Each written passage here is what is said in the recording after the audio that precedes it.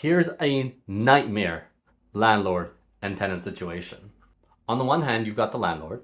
Let's call them landlord, actually, makes sense. On the other hand, you've got the tenant. Let's call them Voldemort.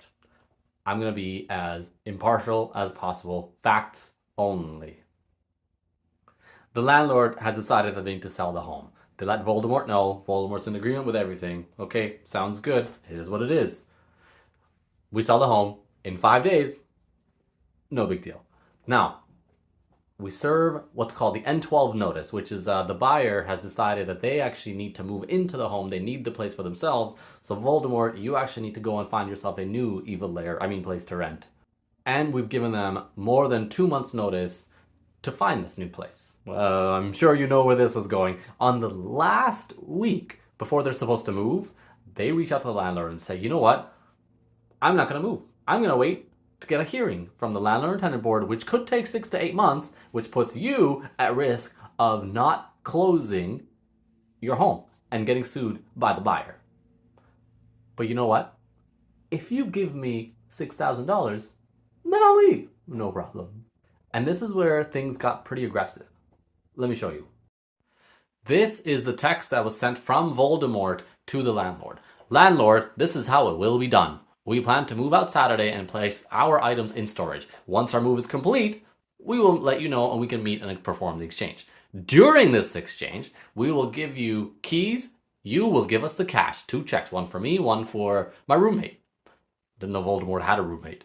Again, none of this will be... Oh, and at that point, we will sign the N11, the cash for keys document. Again, none of this will be done until I receive some sort of written communication stating that the rent for the month of May 2024 will be waived as long as roommate and I vacate the property by May 4th, end of day. Again, this is non-negotiable. This is how it will be done. Thank you. I mean, what are you, a Mandalorian all of a sudden?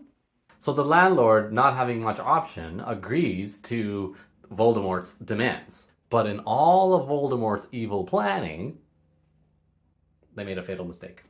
On the day that they were supposed to meet to exchange the keys, the house was emptied, which is as agreed on. The keys were there, which is as agreed on. But Voldemort wasn't there. So that's interesting, because he was supposed to get the cash, or get the check, and sign a document saying, cash for keys. But now that he's not there, well, the landlord then changed the locks as he said he was going to do, and got the keys, and he's out. It's done. Now, Voldemort has gone from being a tiger to a pussycat, and he's saying, meow, can I please have that cash that we talked about? The landlord's like, well, the place is closed. It's not mine anymore. Now, I've done my best to be as impartial as possible. No, I haven't. I'd obviously side with the landlord in this particular case. Obviously, it is tough for tenants out there, for sure. But to me, this isn't the way to go about it. You're extorting them. You're extorting their place to get more money to put in your pocket, taking advantage of a system. That's my 2 cents. What would you do if you were in the landlord situation?